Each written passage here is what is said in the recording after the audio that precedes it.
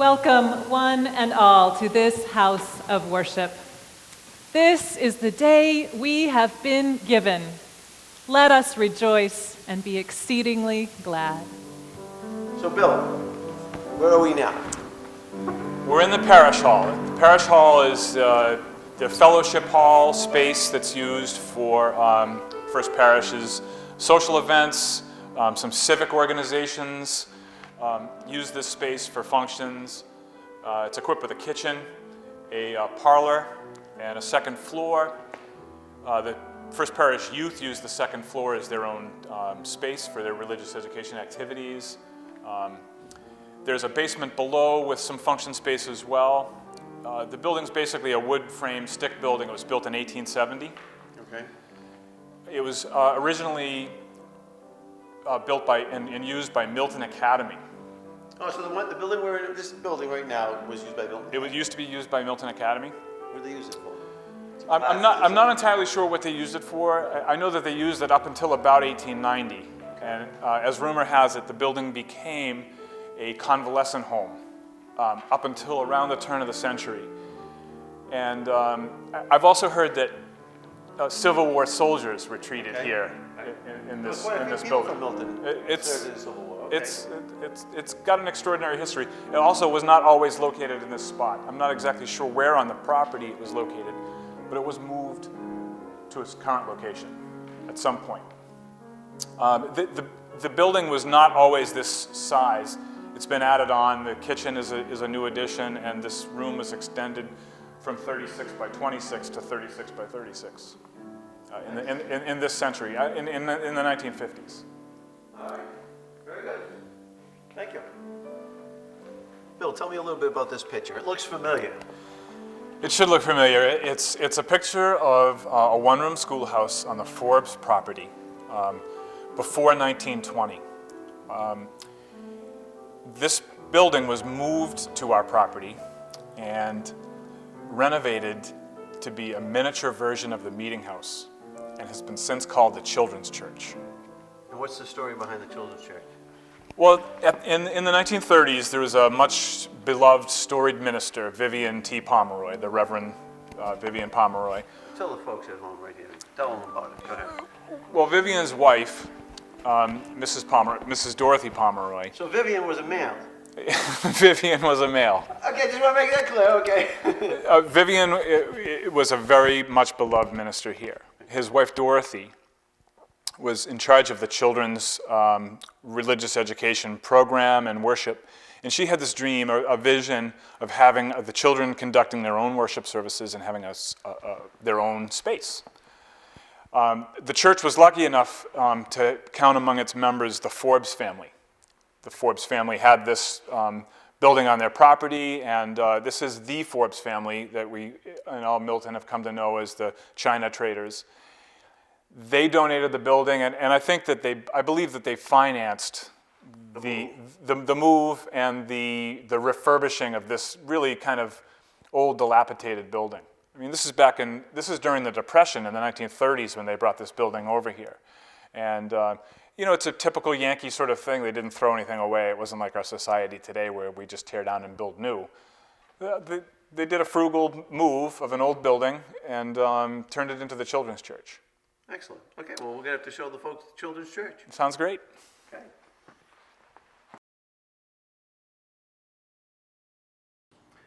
So, Bill, tell us where we are now. We just looked at the picture of the house that was on the Forbes property. Yep. And now we're inside Well, that? we're in the Children's Church. The Children's Church. Yeah, okay. the Children's Church. This is...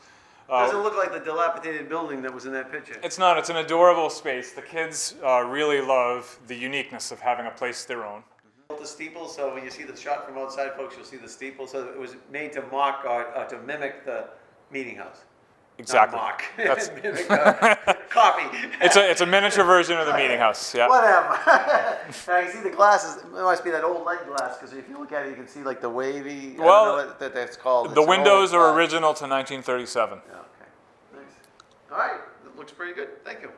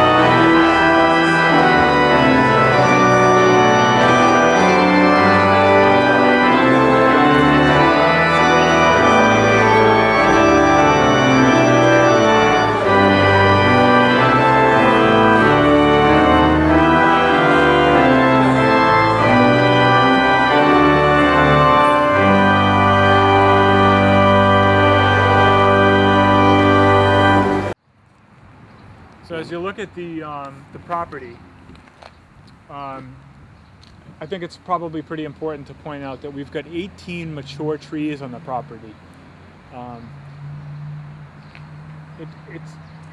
It's pretty cumbersome when you think about that with respects to storms, and the fact that these trees are really kind of beginning to reach the end of their life.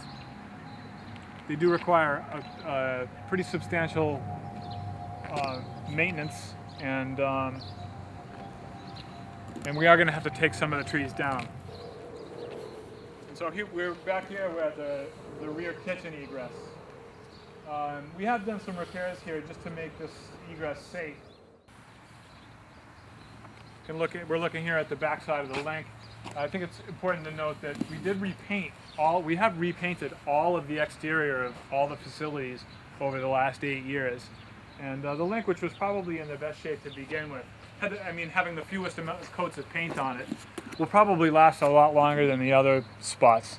The meeting house is probably going to be in need of another paint job. It's probably it was painted in 2009. It'll probably need to be painted again in 2019. Now, as we come back to the back of the meeting house, I think it's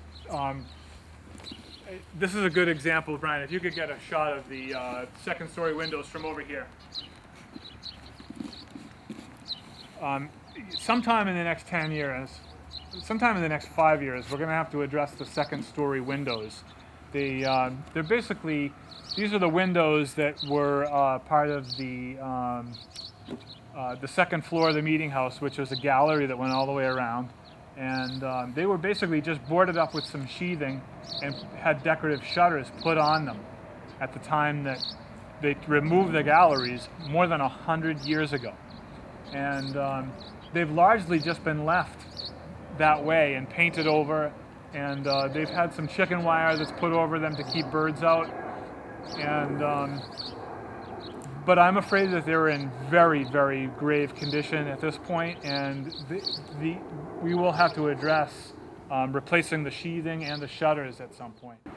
Big jobs that we did is that we had a structural engineering report from 2003 that basically said our building was in grave jeopardy of falling down. And they cited the roof trusses as quote-unquote slipping. Basically that the roof was sliding this way, and that our roof needed basically to be. They presented a plan that was basically an over-engineering way to keep those roofs, the roof from sliding out from itself. And we had another structural engineer that came in that said, oh, that was just absolute hogwash. And it kind of gave us some methods of measuring it. A couple years later, as part of a major structural campaign that we were on, we actually removed about 4 feet of slate from the edge of the roof all the way around, and removed some of the sheathing that had been water damaged due to the malfunctioning gutters, and discovered that the trusses weren't slipping at all. They were exactly where they had been laid 230 years ago, and they were in perfectly fine condition. So we basically put the roof back together the way it was, and accepted the second structural engineering report as fact at that point. We were very lucky, by the way. Hello, everybody, and welcome back to Talk of the Town. My name is Brian Kelly, and we have a great show for you today. In celebration of Milton's 350th anniversary, we're taking a little walk back in time. We're visiting over at the First Parish Unitarian Universalist Church of Milton, and we're in their meeting house right now.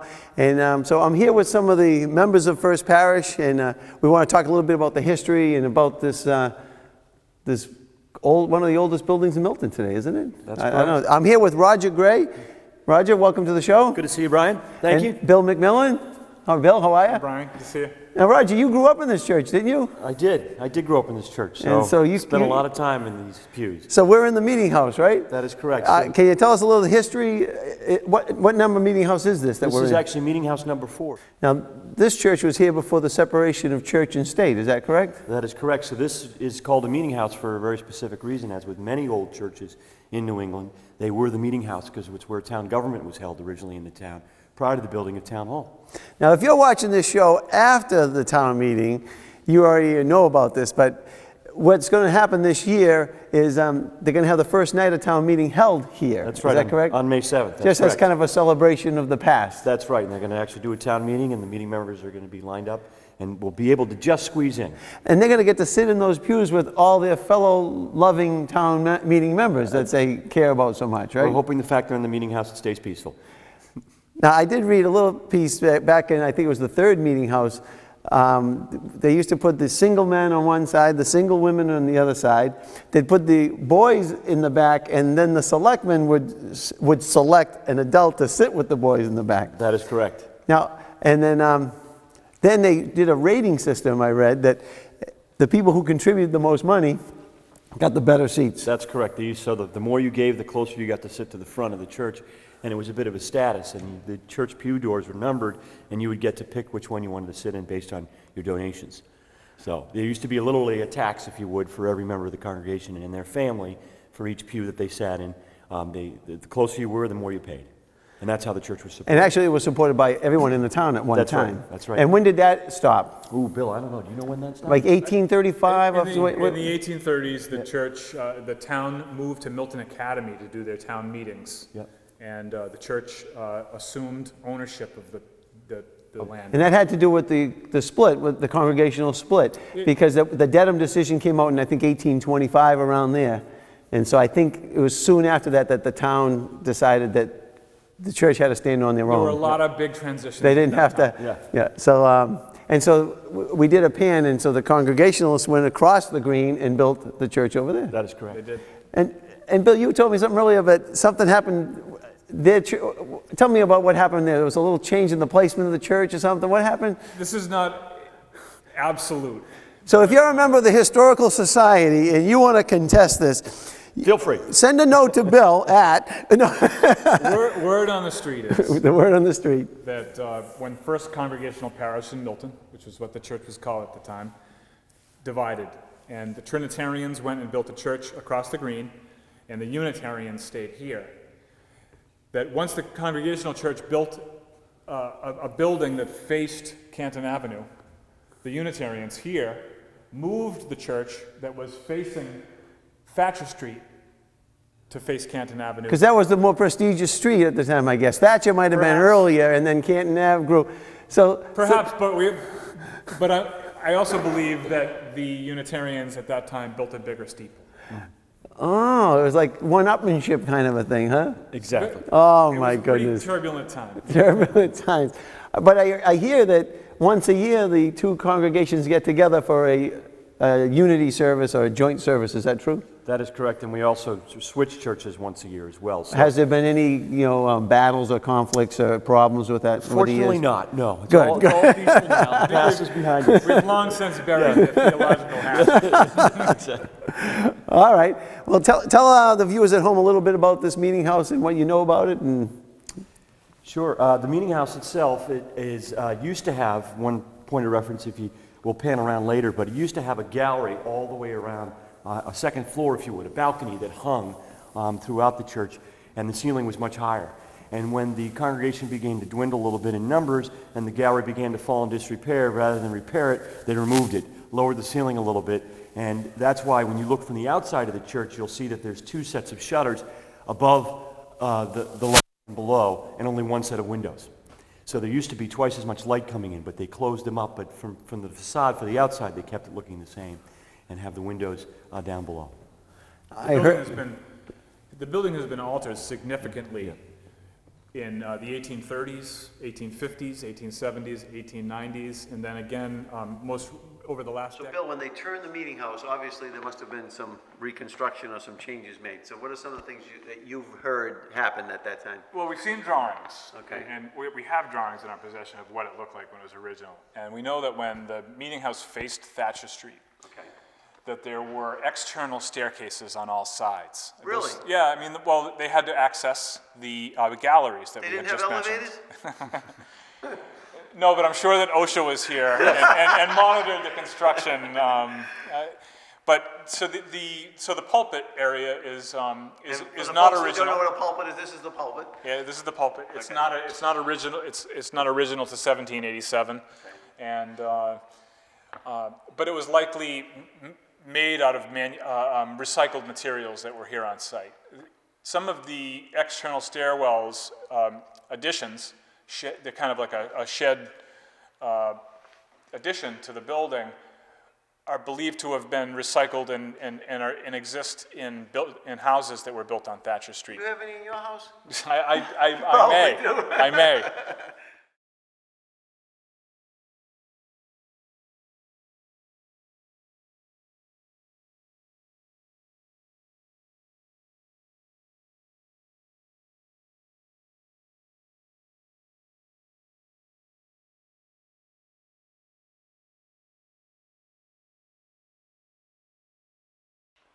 Now, gentlemen, I see over here we have the pews have nice pads in them and everything, and didn't they have numbers on these at one time?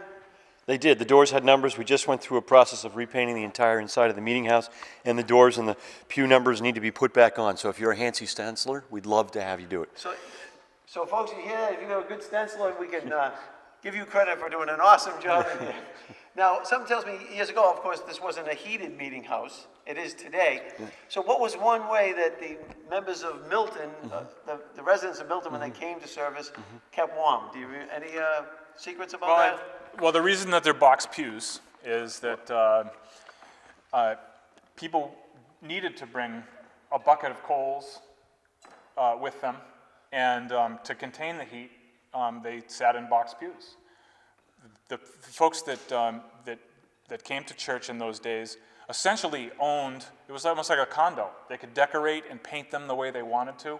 A lot of folks brought their household pets, their dogs, to sit on their feet while they were in church. I mean, it was a whole day thing.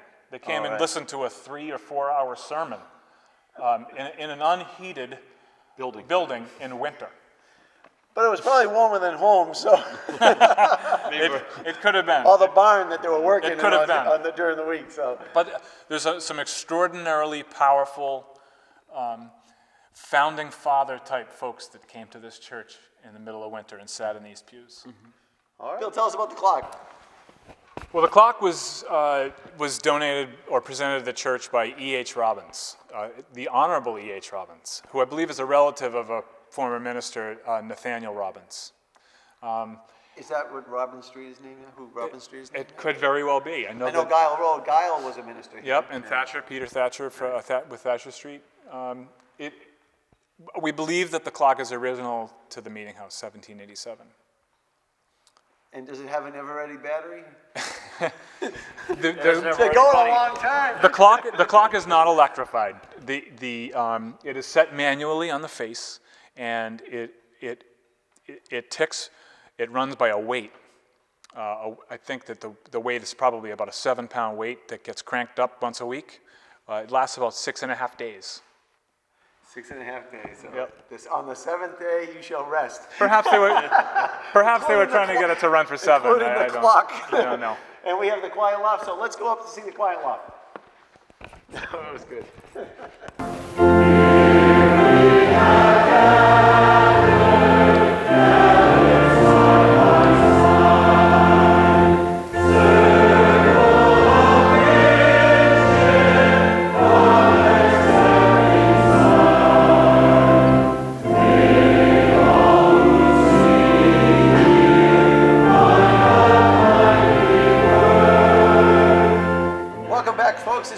Kelly, welcome back to Talk of the Town. We're up in the choir loft at First Parish in Milton. We're doing a little bit of a historical walkthrough. I'm here with Roger Gray and Bill McMillan. These are the archivists here at First Parish, and so we're up at in the organ loft, and I can see all the pipes and everything here. Tell us a little bit. Who wants to tell me about the organ? Bill. Where's the hunchback of First Parish? Will you bend over a little bit? If we can get up to the steeple, we'll meet the hunchback a little later. Stay tuned, folks. We're going up in the steeple.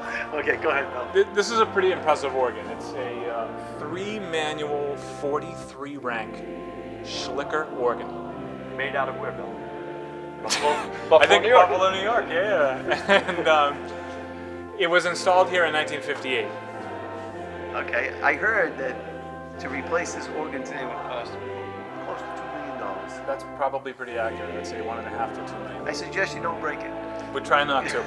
It's very fragile. Emma Jean Moulton is the one that's here every Sunday playing away on the Emma keys. Jean Milton, who is a staple of music in Milton, storied Yeah, she ran the Young Musicians. Young Musicians Festival.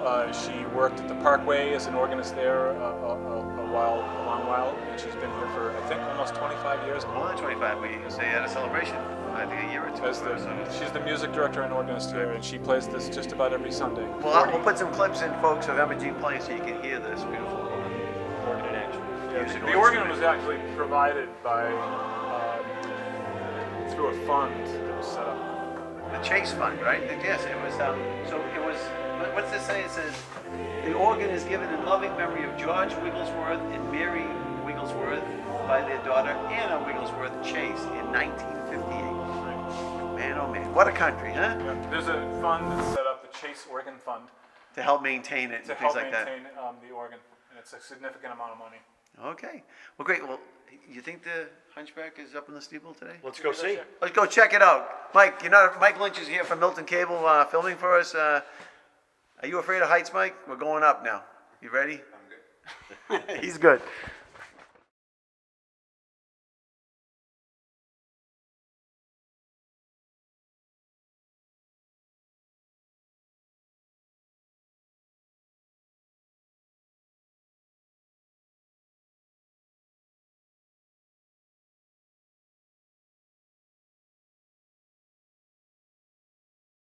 Okay, Bill, tell the folks, we started up, we're above the meeting house now. So tell the folks what they're looking at here. Well, we're looking at, this is the original framing construction from 1787. It is, it's pretty extraordinary. It's not the most efficient geometry for framing a roof, but what we're looking at is a big oak top chord construction. So there are oak timbers that carry the load that are connected with blocks to rafters, big oak rafters. In between the trusses, this structure are additional oak rafters that are connected with fir or spruce purlins that run laterally and carry the Purlins? Purlins. It's a lateral construction. They're kind of the smaller boards that run across the roof. And then a big, thick 1-inch pine sheathing on the outside with a slate roof on top of that. And that's, a slate roof is very heavy. A slate roof is very, very heavy. But will last a long time, too. It will. It will. We do believe that the slate roof that we have has probably got another 30 years left in it. Okay, great. Right now we're looking up at the belfry so you can see some new lumber up there, and that's when there was some reconstruction of some of the rot and stuff. About how many years ago did that take place? It took place in 2002. So in late 2001. Like I see the steel beam here, the folks are looking at right now. Exactly. You see the steel I-beam in support, which is kind of marrying the best of today with that of the old. And in 2001, the painters went up to paint the steeple, found a little bit of rot, put their hand inside the steeple and pulled out a handful of rotted wood. And the decision was made that it was so far gone that the steeple had to come down off the top of the church for a year. And for those of you who lived in town in 2001, you may have seen it sit on the ground for about a year while we hired a company to come in, steeplejacks they're called, that specialize in the reconstruction of the steeple. And we ended up spending close to $500,000 reconstructing the steeple tower, the bell, the belfry, and it was all handmade and hand sewn just like it was originally created. And a lot of the original work is still there. They just kind of repaired and replaced in replacements where necessary. Exactly. So we hope it lasts another 200 years. And I see here, this is what do we have right here? You have the bell rope. The bell rope. Does this thing work? It sure does, Brian. I gotta see.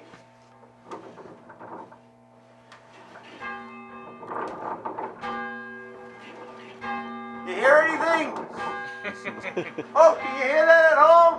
It's one of the big thrills for kids in our church is that every Sunday a child gets to take turns coming up to ring the bell at the beginning of church. You can ring my bell. No? Okay, never mind. No. All right, we won't go there? Okay. And the bell itself, Brian, is from 1836, and it's believed it was made at a foundry in Boston and then shipped out here and put up on the steeple, and it remains today. One of the few that are still operating in New England. I mean, a lot of time has brought those steeples down. Money, because it costs so much to That's replace right. it. There's no doubt about that. All right, you've got a window here. Take a look out, Mike. Look and see what you can see here. You're looking down at Canton Ave.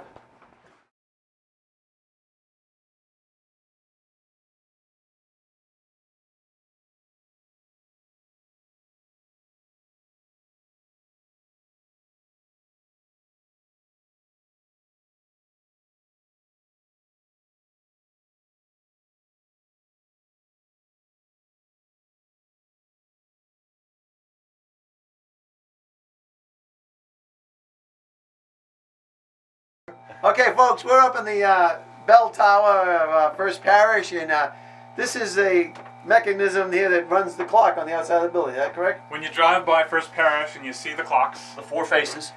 The clocks. I see the light. Oh, you mean the clock? Okay. the external clocks, Yeah. this is the power plant that runs those. Look at these gears and everything. What does it say? The E. Howard and Company, Boston, Mass. I'm holding here a special a special tower clock oil. Look at this, huh? In a glass bottle. Either that or it's something else. Geez, I thought it was Red Stripe. I've been drinking it. It looks so, it's a little thicker though. All right. So, folks, you said that you used to do a striking. What are you talking about? So you can see the gears that run the clocks, the clock face on the outside. So all these lines that go out to the outside clocks. That's right. There's 4 clocks. Right. Okay. This part of the clock is a timing mechanism to engage a device that will hammer the bell at a certain time of the day. So if it was, and like I said, if you set it for every hour, it would actually hammer the bell. We don't have it set up right now. But this could be linked to the bell. It could be linked to the bell. Some people in my neighborhood claim that it used to ring at 5 o'clock every day. But some of the older folks said that it rang at a different time. So we don't presently have it hooked up. One interesting fact about this, though, is that this clock clearly is old. We know that it's from the. It's old. We know it's from the early. Bill, this is a historical show, Bill. I know it's old. That's why we're here. It's from the early 19th century, early to mid 19th century, and it used to be run by old hemp rope that ran through the floor, and it was run by similar to the other clock, except a large wooden box filled with rocks. That's what pulled on the clock to run the gears. Now, when they electrified it to make it a little easier. I think they've electrified it a few times in the 20s and then in the 40s, and it's been updated sometime in the 1980s. It was updated again. Nice. Okay, you want a drink? There you go. All right, Mike, you ready to go a little higher?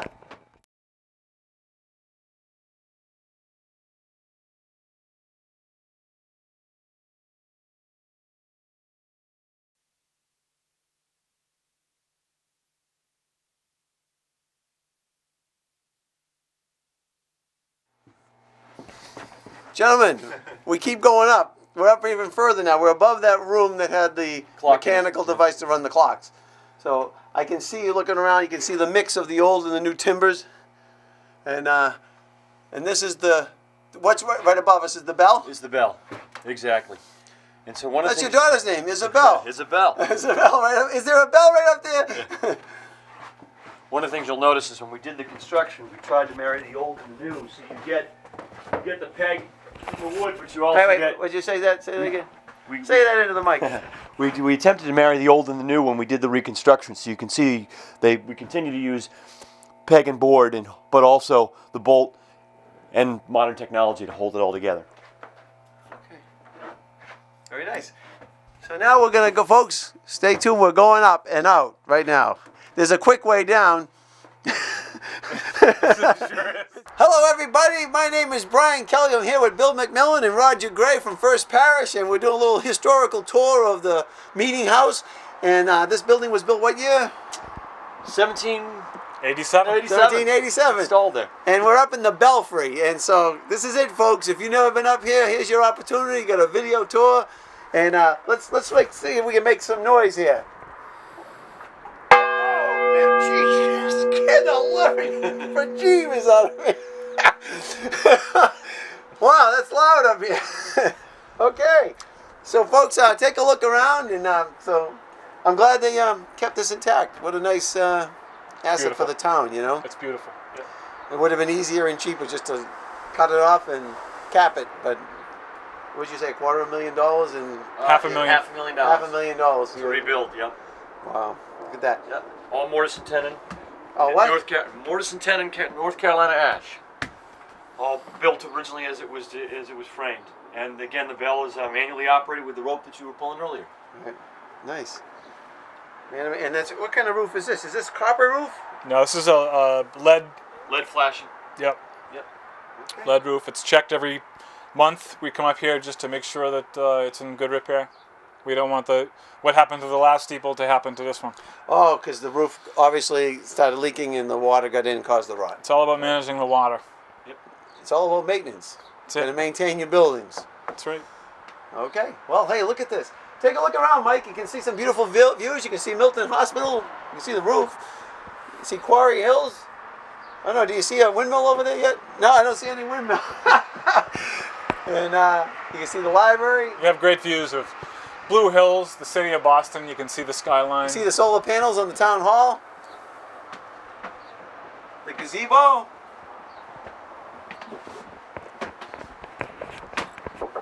Oh, this is a good picture over here of the Children's Church and all the other outbuildings here. Yeah.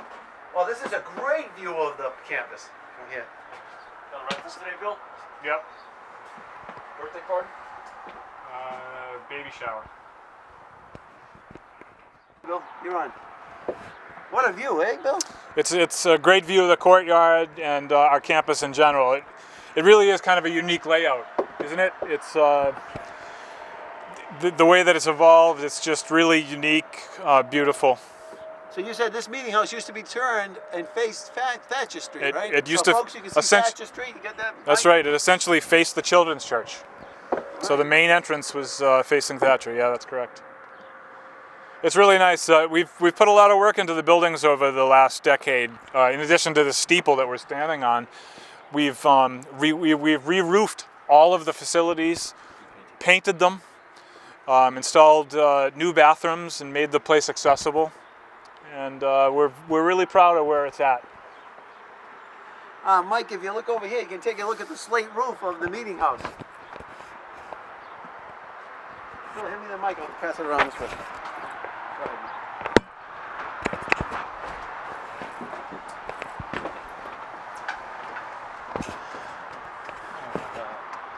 You want to say anything about the slate roof? Sure. What you're looking at now is a slate roof of the meeting house, which the lower 48 inches was removed and ice dam was put on and then replaced back down. We had to replace some of the shingles, and every so often we have some that fall off, so we're able to recycle those and put them back on the meeting house. Is that good luck if you get hit by one of them? It is very good luck if you get hit by one, And live. if you're able to survive.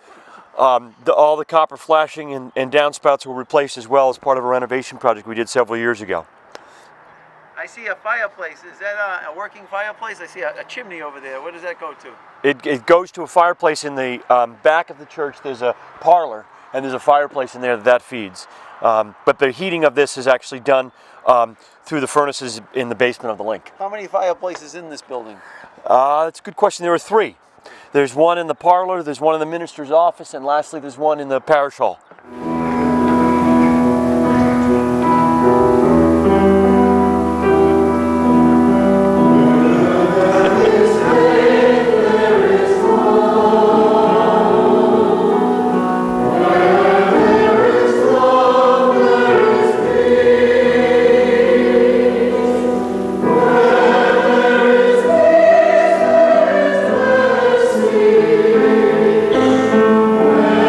Where there is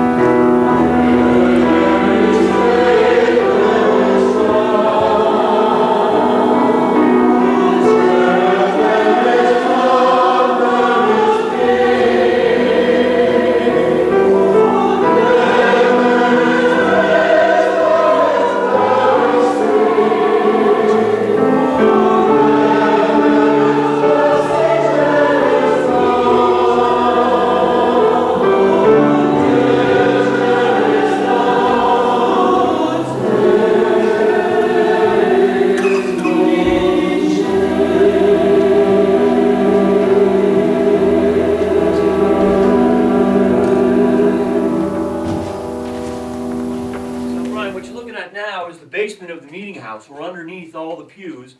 And a few things you'll notice right away. Unfinished dirt floor.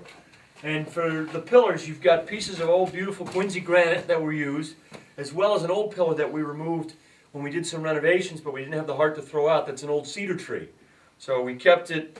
Looks like it still could be used today, but nonetheless, it's been kept. And you've also got a very old stone that we think was one of the original cornerstones of the meeting house. That again is a large piece of granite that's been built into the foundation. The church itself used to have a heating system, 2 large ducts. I don't know if you can get a shot of this up here, Brian, but you've got a couple of very large openings, and used to have a massive stone furnaces that were coal-fired. And there was one here that went through the floor of the meeting house and down the center aisle, which is where we're looking at, and a second one at the end over here. You also have a crawl space of the meeting house underneath here where you've got maybe 36 inches clearance. So whenever we have to do work or run wires for the sound booth, it's always a lot of fun to be crawling around in that dirt. But here you got plenty of clearance to stand.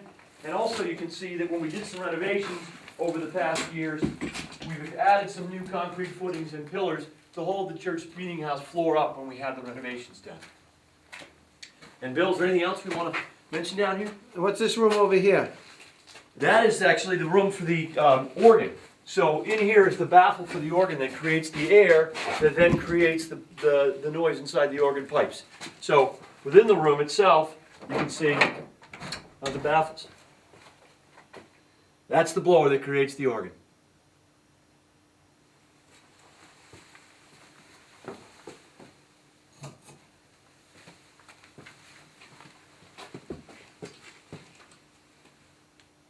Explain that to me again. What is that? This is the actually the engine that creates the air for the organ. So you have to keep it in a room where you try to keep it as dust-free as you can. But this is the massive organ blower, and it's originally from Hancock Blower Organs in Boston. And they have the old fuses that continue to use to keep it running. But when the organ gets turned on, the blower goes and the air goes. I'll talk about that. So just to talk about the, you know, what holds the meeting house up, there's a real plethora of ways that they held this building up. We've got steel lolly columns that are from the 40s and 50s, and brick piers that were from the early 20th century. This granite, which is probably from the from the 19th century at some point. Cedar logs that were used, and as Roger mentioned earlier, in some of the renovations that we've done over the last few years, required us to pour real footings, you know, 3 by 3 by 3 footings, and use modern materials as part of the ADA compliant renovations that we did.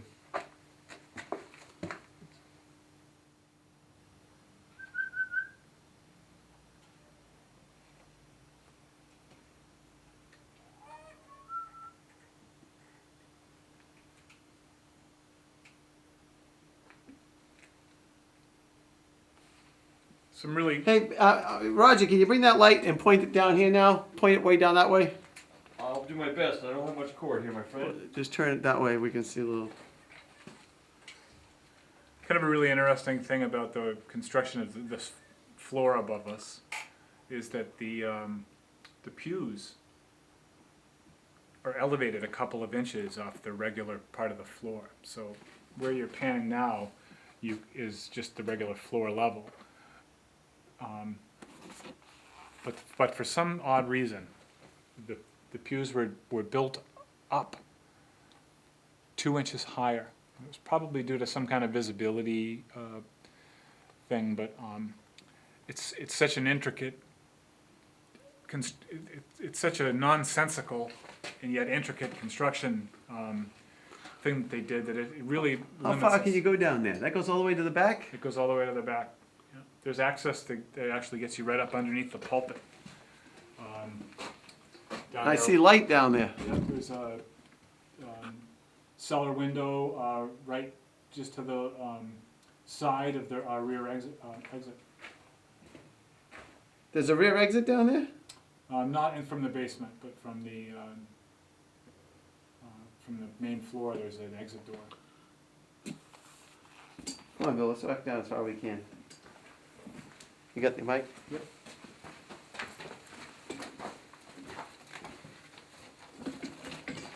That's all you got, baby. This is pretty cool. I'll come down with you. Wow.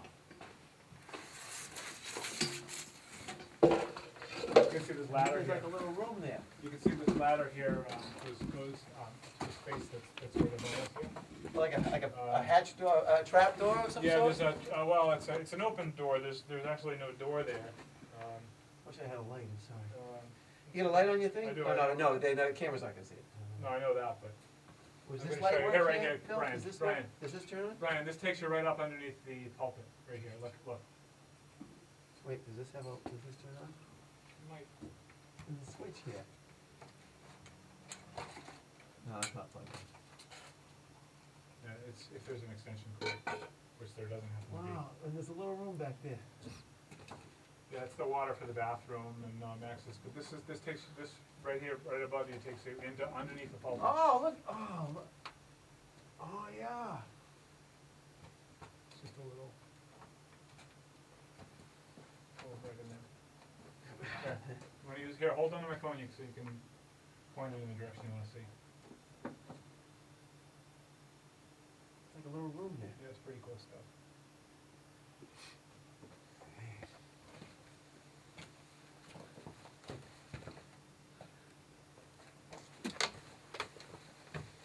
You boys look like miners. I feel like a miner. You know, we probably look like one too. Well, you look good, babe. All blackface. But yeah, this is part of the ADA stuff. We did this. There's clearly a kind of a Dutchman repair that was done to the that beam at some point Yeah. using pins. Yeah. You can see the pins holding two different pieces of wood together. Two different dimensional lumber.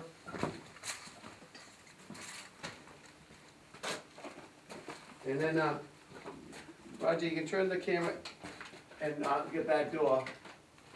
That door in. Is it still recording? Yes, sir. Okay. Yeah. So this is just this is the bulkhead door that takes you out to towards the town hall. Look at the beams up here. It's almost made like an entryway. See the beam? Well, those are that's Oh, no, kind it's of just a extra planks that it's go a on. pretty cool way of trying to shore up the floor. It's making the floor a little bit more rigid, where the floor joists are a little undersized for the amount of weight that's up there. All right. And so during one of the renovations, when they did some Point it work, out. Point it out what you're talking about. You get the mic. so these particular boards here are probably some kind of a later addition to make the floor a little Turn rigid. around, Bill. Face us. When you're doing it. All right. So these boards here are designed to take some of the weight and make these floor joists a little bit more rigid. These only exist underneath the pews. This is when I was trying to explain a little earlier that the pews are pushed up a little bit. There's actually a gap. There's actually a gap here where this is the distance that the pews sit above Above the main floor. the main floor, right? And so this is considered a floor joist. This is, kind of a post and beam construction. It's been a little maligned over the years, but it's a post and beam construction, basic. With these, this is a pretty good size, like 5x3, probably real full dimension lumber. And these are fir or some kind of softer wood. It's a pretty unique construction. We haven't really seen it anywhere else, and it gives us a little bit of a headache when we talk about repairing the floor and doing maintenance. All right. Okay, let's move on.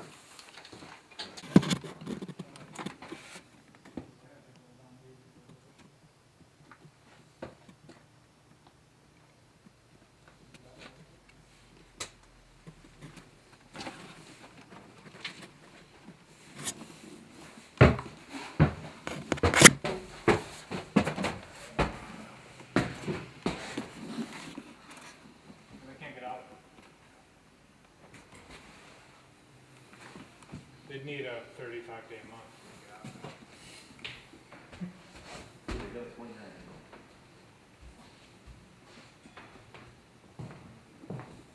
So one of the cool things about some of the merger of modern technology with this old, real old meeting house, we've got this really cool 16-channel mixer that accepts microphone inputs from all over the building, brings them back here and mixes them. And we mix to amplify it inside the room, but we also mix an audio stream that goes to a listening assist device. Basically transmits a radio frequency signal of the audio to headsets so that hearing impaired folks can hear what's happening in worship. In addition to that, we record all of the sermons and a lot of the things that happen in worship on digital, in the digital realm, and publish them as MP3s. It's a pretty cool function. If you miss church on a Sunday and you want to go back and listen to the sermon, you can do it there. And lastly, we also send an audio feed to the choir loft where our worship services are recorded on video. And I believe that they're put on Milton cable. So we're now in the back of the meeting house. We're in the Stebbins parlor, which is, you can enter the meeting house to your left, but in this room is really just where folks congregate before coming into the meeting house or waiting to come into worship.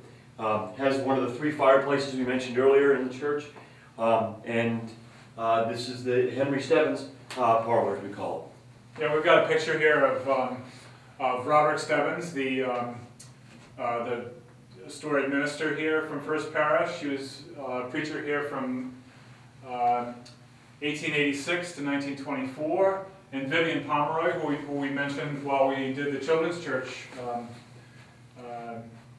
his wife was the visionary behind the children's church. We did the latest renovations to the meeting house.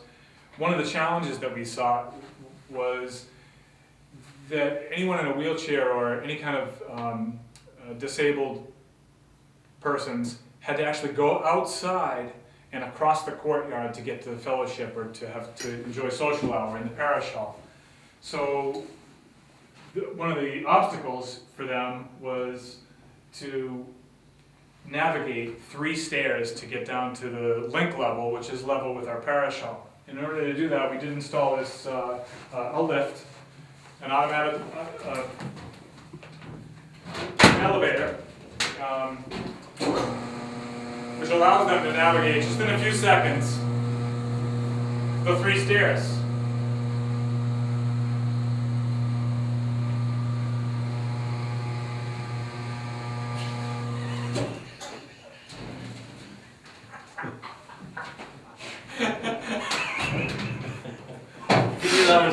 I'm sorry, I'm trying to. Okay, keep going now. The cool thing is, it's a modern elevator with an automated door, exit door, and entry door at this level, and it was a big deal for us. So one of the important things to our church is so that everybody could be included, and so that no one is left out.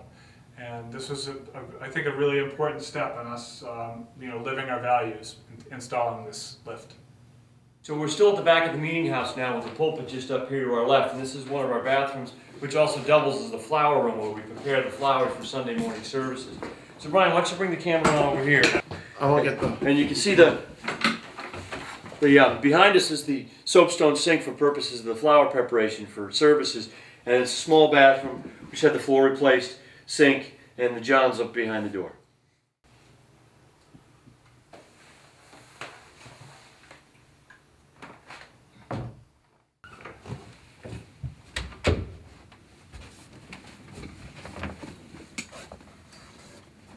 And so what we're looking at now is we're looking at the link. This is the building that was constructed in 1963 to connect the meeting house with the parish hall. It contains the offices on the right as you're looking down the hall, and to the left is the inner courtyard, the space in between the parish hall and the meeting house.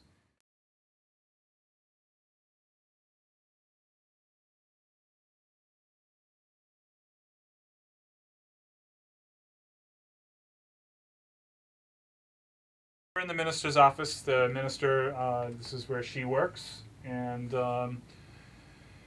there's small meetings that happen in here.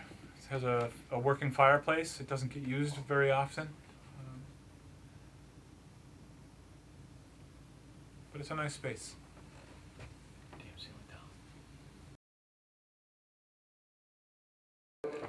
So Bill, all right, Bill, where does that door go?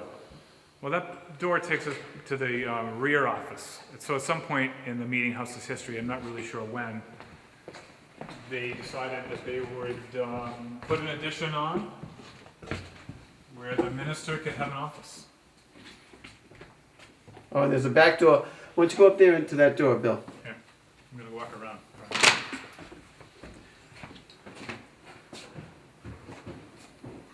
The cool thing about this addition, the cool thing about this older addition is that the pulpit empties right out into the old minister's office area. It's a really cool feature. This is a curved door. And the wall's curved. The door actually has a curve to it. And it's remarkable that these doors have not needed any maintenance over the years. And they fail me now. Cut. As part of those renovations that we did in 2007, we installed this absolutely gorgeous floor. It replaced a green carpet that was put down in 1987 that was really badly stained and worn. And we replaced it with this hardwood floor came to us from North Carolina. It's southern ash that has been stained with an old English walnut, I believe. And it is very hard stuff. It has a factory finish on it. It came, like I said before, it came pre-finished. And all the boards have a beveled edge, which on a kind of a wavy floor is important because it helps eliminate chipping. This portion here is a ramp that brings us up to 9 inches from the regular floor up onto the stage and to the pulpit, which is not wheelchair accessible, but it doesn't really need to be.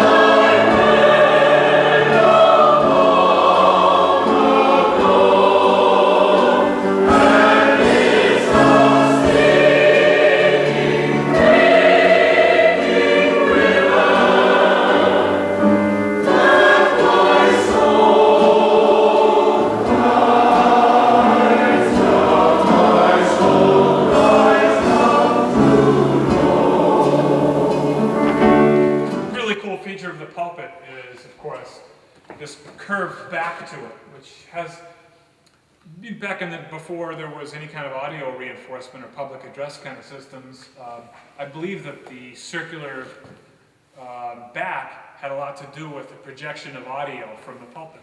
You know, the curved walls and the elevation of the pulpit help the preacher's voice carry and project from this point. I don't know if you can see it, but there is a gold painted ceiling to the apse. And I believe that has a little something to do with the projection of audio.